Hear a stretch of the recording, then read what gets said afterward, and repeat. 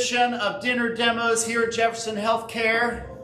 Generally, we have a room packed full of folks and they'd be eating the dish that I'm serving, they'd be demoing tonight. And I kind of miss that, so we really miss you. Can't wait to have you back in here doing this.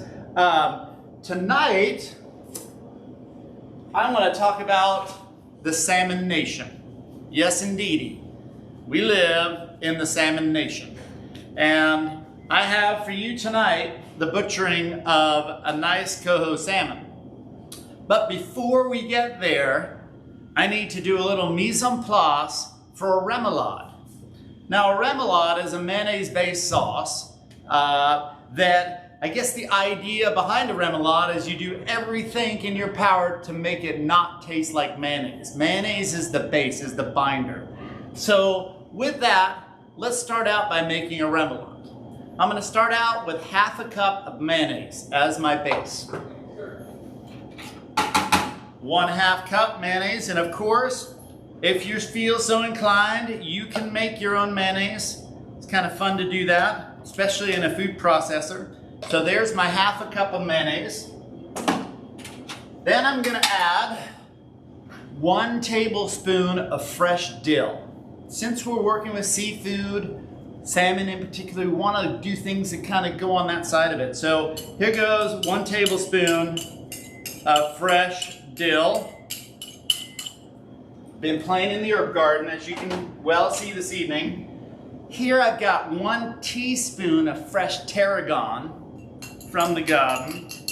So that's going to go in there, just like so. And I was feeling a little fun this evening, so I'm going to add a tablespoon of diced chopped red onions. So there's my 1 tablespoon of that. I'm going to finish out my remoulade with salt, pepper, and a squeeze of lemon. So I'm going to start mixing this up. And this will all make sense here in a little while. So again, I don't really want it to taste mayonnaise-y. So generally speaking, a lemon, if we massage it nicely, it'll give us about 2 ounces of juice. So I'm going to go ahead and put all the juice from this lemon in it, because lemon and fish just go like dill and fish, you know? That's where I'm hanging.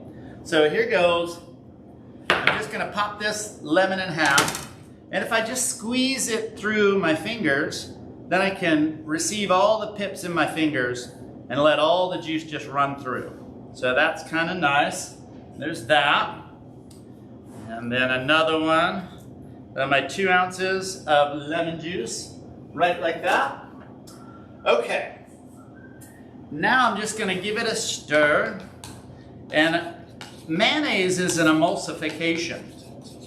And the binder is the eggs. So just going to get that there. And now I'm going to season it with a 3-fingered pinch of black pepper and a 3-fingered pinch of salt just to begin with. I'm going to give it a nice stirring up.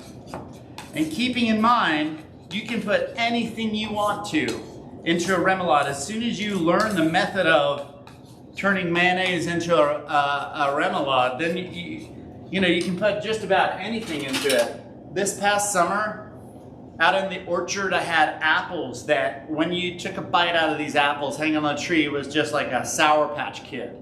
So I did a fine dice and put it into a remoulade with dill on salmon. It was super nice. So here I'm just going to take a taste of my remoulade now. It still kind of tastes like mayonnaise. So I'm going to add a little bit more salt and a little bit more pepper, a little bit more salt. And it's all to taste on this. So just give it a nice stirring. Okay. What if I don't have fresh tarragon or dill? You can use dried, but you want to use a little bit less than the fresh. Okay? So here we go. That question was, if you didn't have fresh tarragon or fresh dill, just use a little less of the dry stuff. It tends to be a little bit more pungent. So I think I'm going to roll with that. a nice dill remoulade. So I'm just gonna put this off to the side and get myself all ready for the extravaganza. Everybody excited? I am. Amy's excited. Okay, so nice, clean, everything is sparkly. My knife is nice and clean. Put that there. So I just want to make sure that I've got a nice sharp edge on my knife. So what I'm doing here is I'm running this blade across the steel at about a 38-degree angle, getting it nice and sharp. If that feels uncomfortable to do it that way, you can certainly post your steel on a towel and go down this way. But we definitely want to get a nice razor sharp edge on that knife. You can go back there. And then there's going to be pin bones in our fish. Now, these are Pinbone Tweezers, yeah? But I've never had much luck with them. So, I don't know, I found these in the drawer and said, oh, aren't those cute? But they really don't help me. But what does help me is this. An inexpensive pair of snipe nose pliers. You can grab those bones and pull them right out. I'm going to show you all about that here in a second, okay? So I've got my tools, I've got my knife, got my pliers, I've got my pan. Let's get a look. Oh, what do I need? Fish. So whenever you're messing with fish, I always remember I used to butcher fish and come home and the cats would just kind of be all over me. And I was like, what? And it's like, oh, my hands, they smell like fish. So a good thing to wear is a nice pair of rubber gloves when messing with fish. It's kind of a cool thing. So I'll just get some nice rubber gloves going here. Oh, protect my digits from smelly fish. And let's pull out the fish, shall we? All right, drum roll, please. Oh, yeah. Oh, yeah. So. You know what we didn't do? What? We didn't put a microphone on you. Can you hear me? Can everybody hear me? Is everybody hearing me? I haven't gotten any complaints, but let's. Well, why don't we try it? I just yell. Sorry, Amy's gonna put, now that I've got the fish out, Amy's gonna mic me up. So I guess I'll have to change my gloves.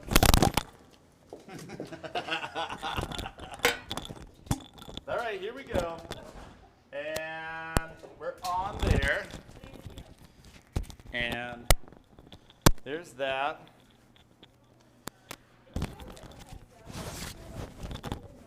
They've been nice. Well, I don't think they'd be mean, would they?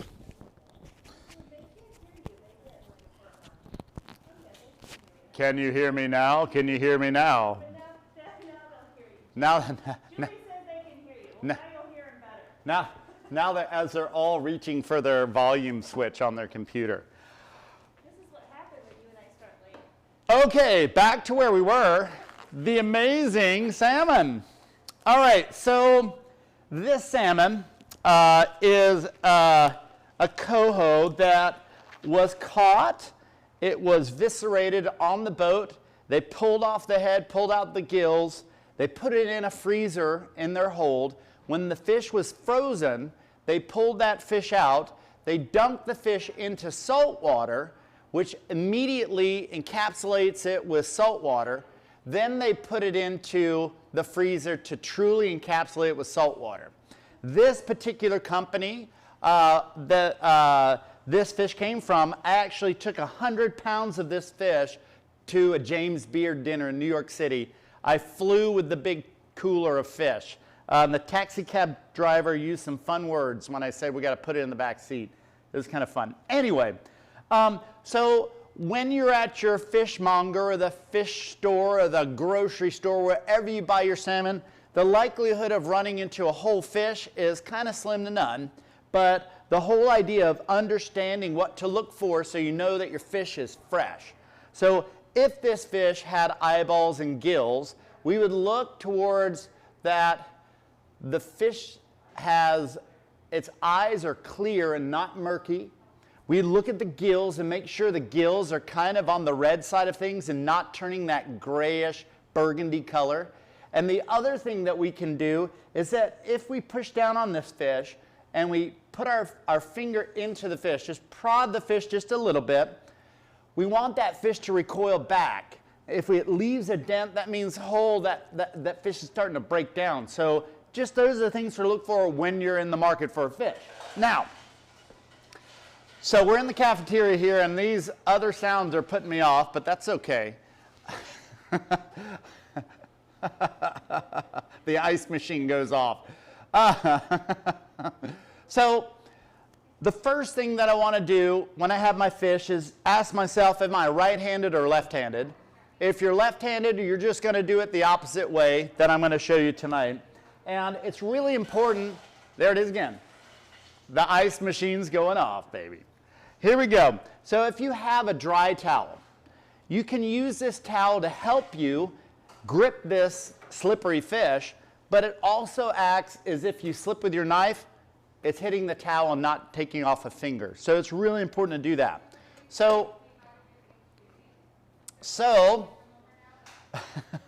it adds to the mystique of it, right? Here we go. So you'll notice on this fish that there is what I call the widow's peak of the fish, and it's this indentation towards the head. That's really good meat. So if you can imagine, if I took that head off right there, I'd be losing out on all that beautiful meat in that fish. So the first cut that I want to do with my knife, my sharp knife in hand and my towel in hand, is I want to come, what's that fin called on the side there?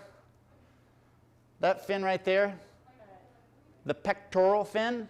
So the pectoral fin, we want to come underneath the pectoral fin, and we want to go, there's that gill plate, we want to cut into that widow's peak of that.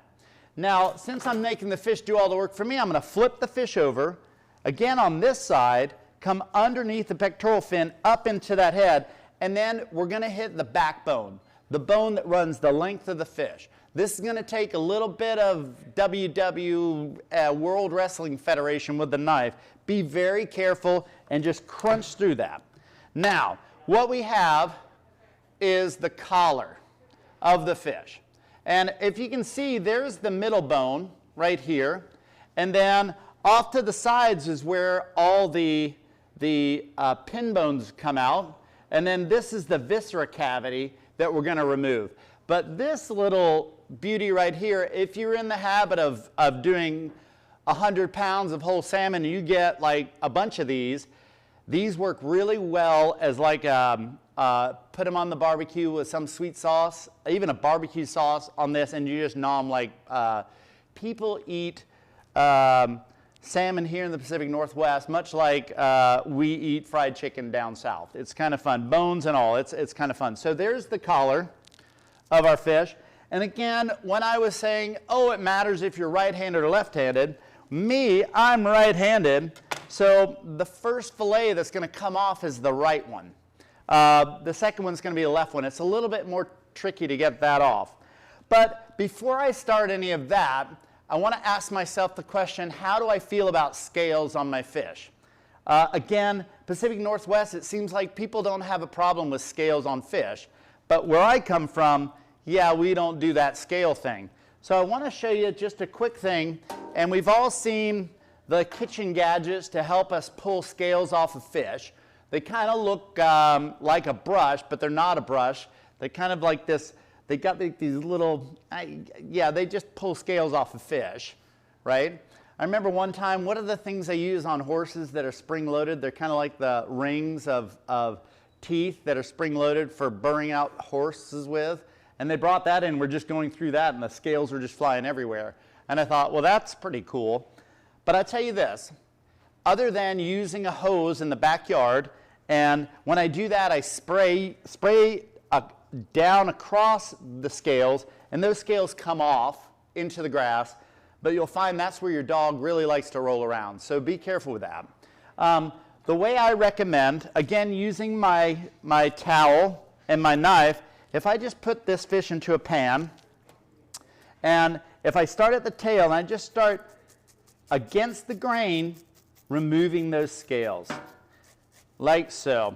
And I generally do this, I like cooking fish with the skin on, is because underneath that skin is a whole line of fat. It's where the bloodline is for the fish, and that's fat.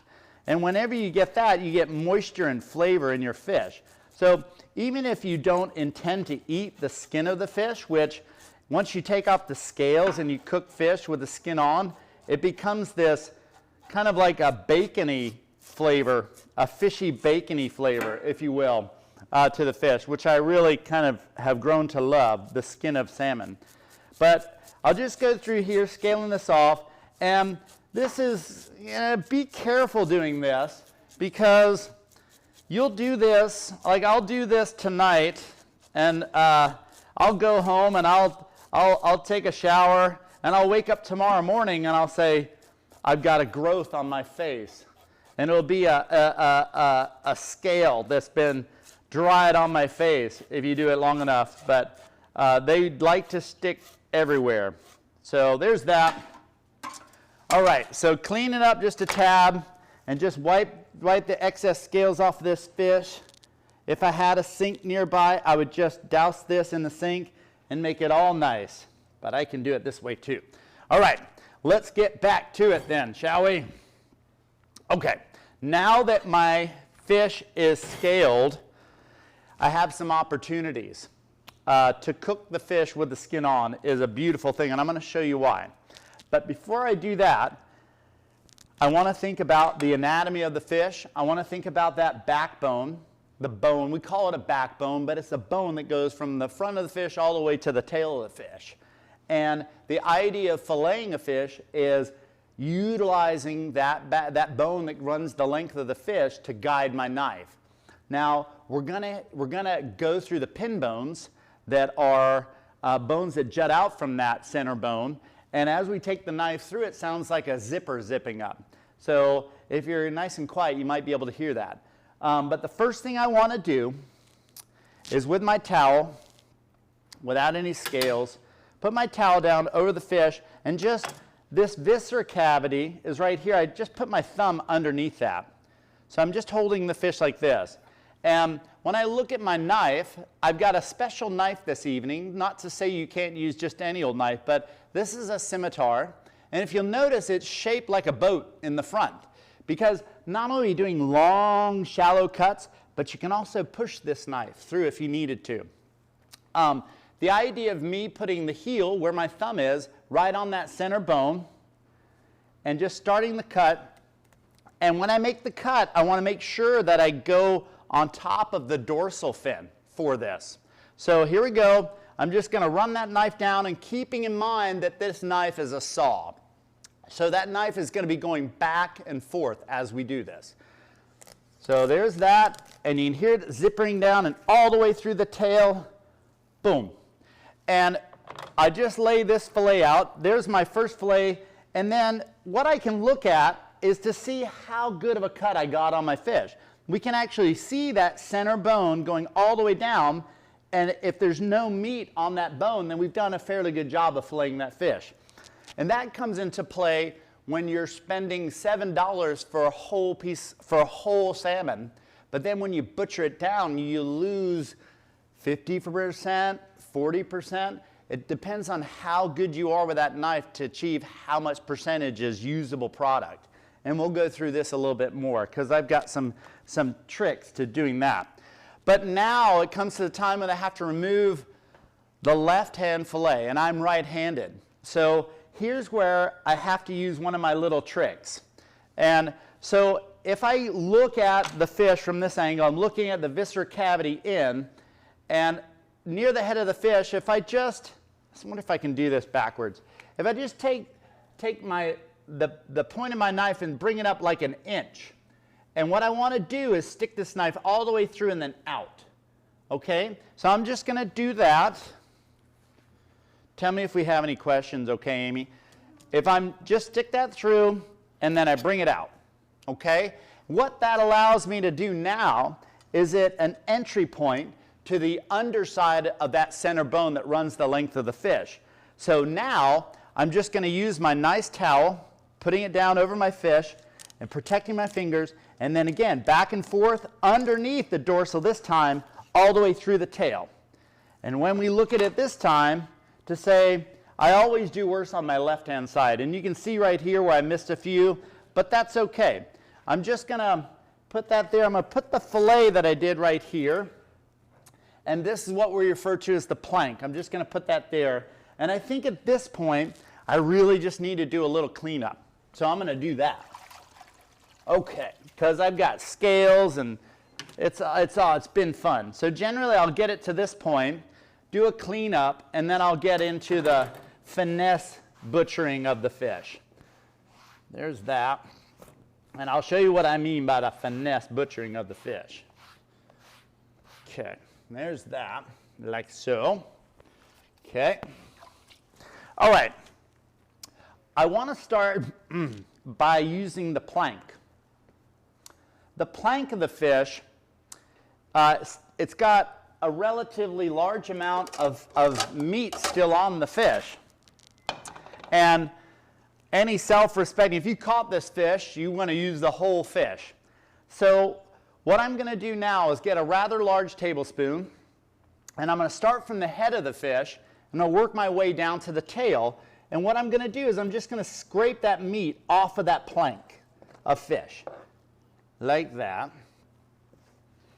Again, just all the way through, getting as much of that meat off as I possibly can. And this is a good candidate for something like salmon in your scrambled eggs in the morning with sour cream and dill. Doesn't that sound good?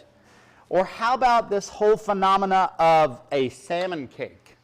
My friend Ian Hanna came to my house, merely weeks ago with some salmon that he had caught, and he made it, it seemed simple, Old Bay seasoning, breadcrumbs, a couple of aromatic vegetables, and an egg, and made the most delightful salmon cakes I've had. So really cool stuff, but this is the stuff we make those salmon cakes out of.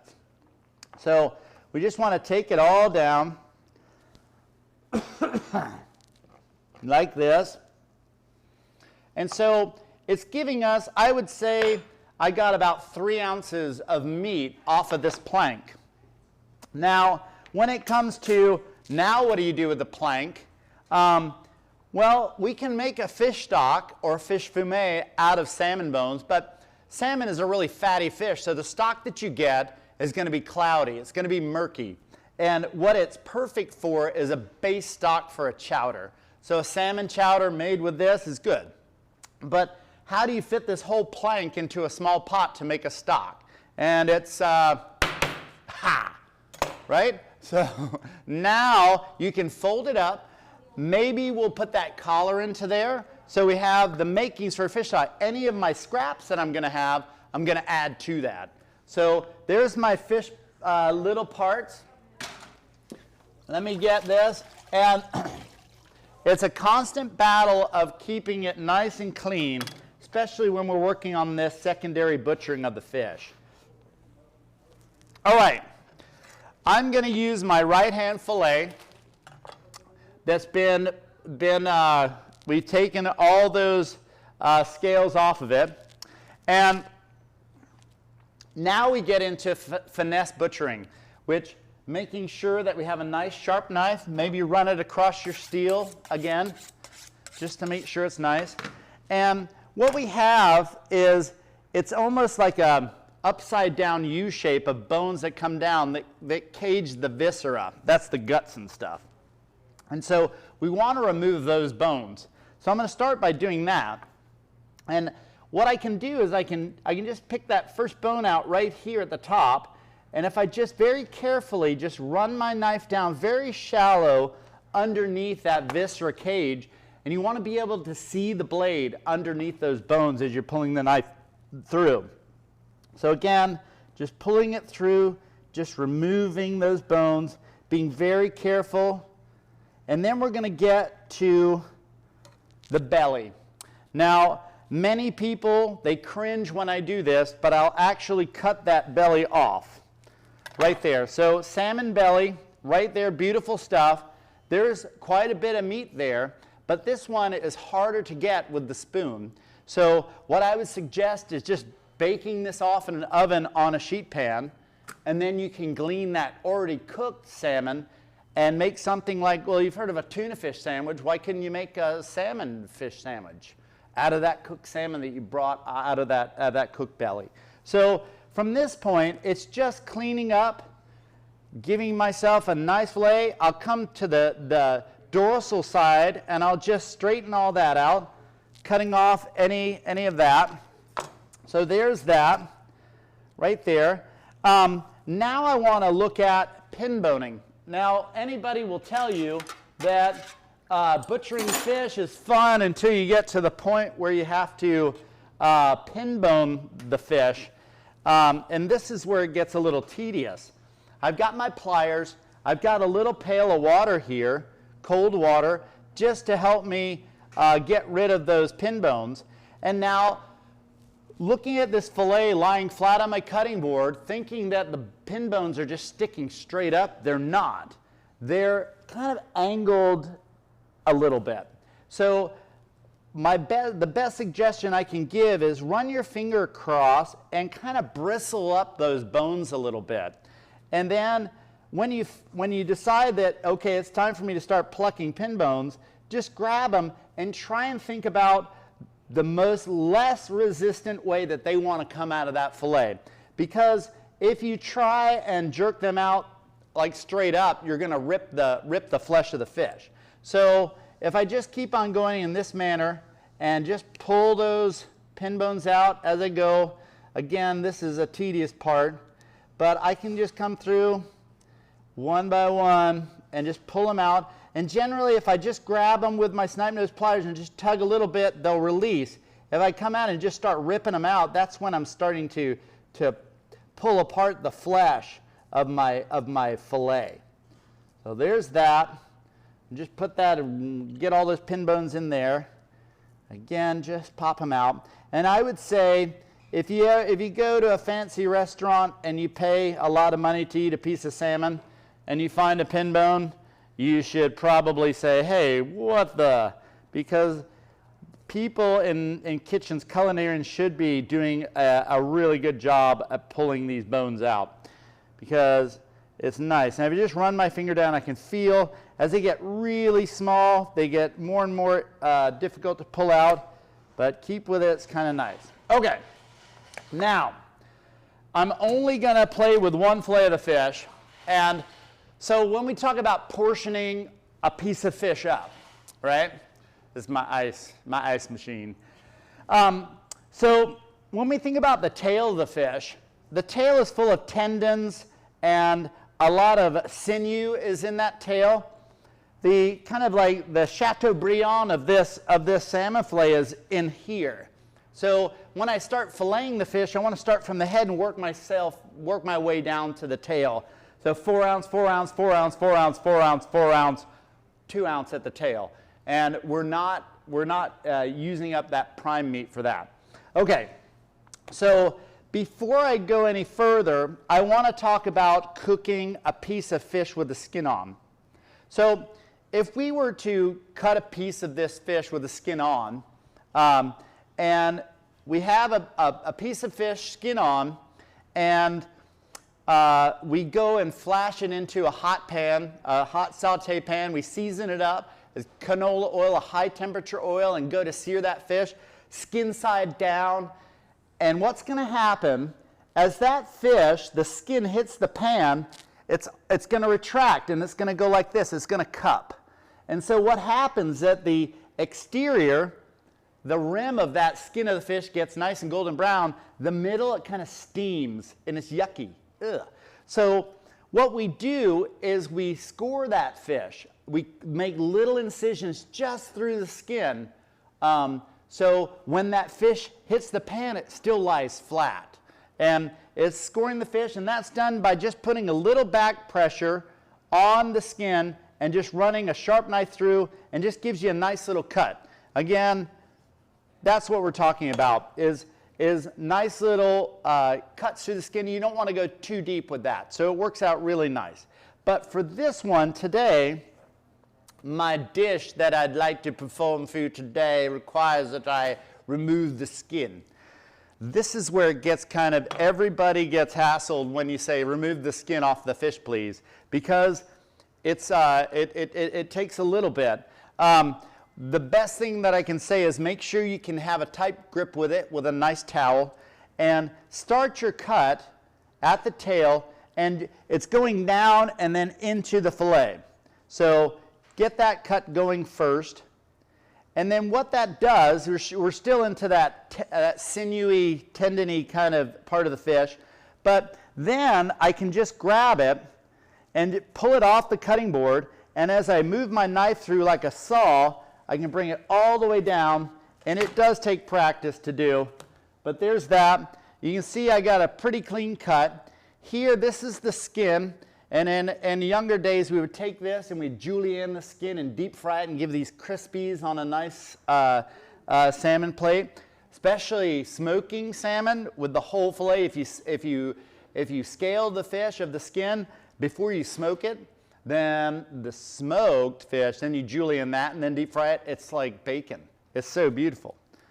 So the advantage to cooking fish with the skin on, and I'm going to show you what it's all about, is do you see the fat line that's there going through the backside, the skin side of my fillet? Well, that fat will melt and gives it more flavor and actually keeps the fish a little bit more moist. I only didn't do it because this is the way we do it for a dish here at the hospital that I want to share with you. So whenever you can, cook fish with the skin on. It works out well. The second thing that I want to talk to you about is this idea that a fish fillet, a fillet of fish, a fish fillet or a fillet of fish. What is it? Fillet of fish. A fillet of fish, it's not even.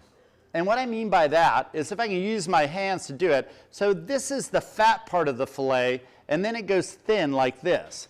So by the time the fat portion of the fillet, this right here, is cooked, that thin is turned more or less to sawdust. So here's where I really make people cringe. And what it is that I will take this belly completely off of my fillet. And so I have the belly here. Walking the halls talking while I'm doing a live broadcast. Anyway, so here's the belly of the fish. I've just taken it off, and you're probably at home saying, ah, don't do it. I'm saying that. Oh, you are? Uh-huh. Okay, I'm going to show you something. You ready to see it? So I've removed that, but what I've given myself is an even piece of fish fillet. You wasted all that, and that was really expensive. You say that I wasted, but have I got something for you? If I take this belly and I bring it to the edge of my cutting board, yeah, everybody watching this, it's like one of those $1 million tricks that I'm just so like, okay, here you go, for the health of my community.